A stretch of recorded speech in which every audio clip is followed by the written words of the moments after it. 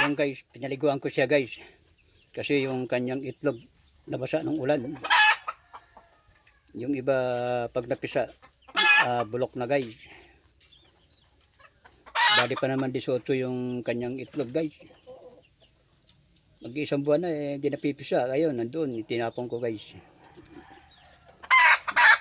Kaya yun guys, para siyang bagong itlog. Pinaliguan ko guys. Para hindi tawag dito, para hindi ano siya, hanap ng mga itlog.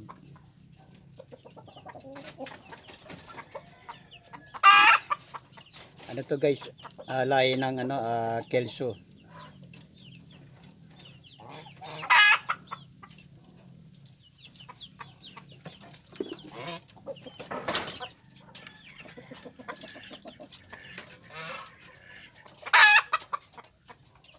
Di na siya pupunta rin sa sa kanyang pugad.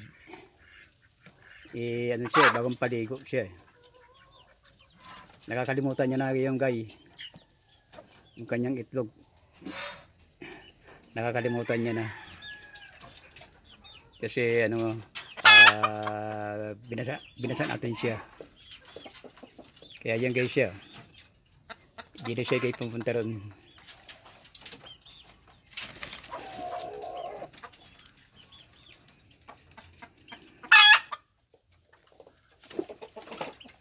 Hindi niya na guys naalala yung kanyang itlog. Yung kanyang pugad. Paano kasi guys, nabasa ng ulan kaya hindi na mapipisa yan guys.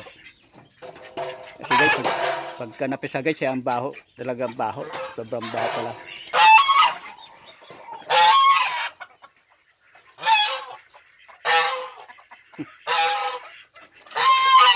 Nahabol na naman yung aking mga gansa ng itik. Away-away sila guys. Okay guys, bukas naman guys. Tingnan natin guys kung babalik pa siya sa kanyang pugad. Ayun guys. Salamat.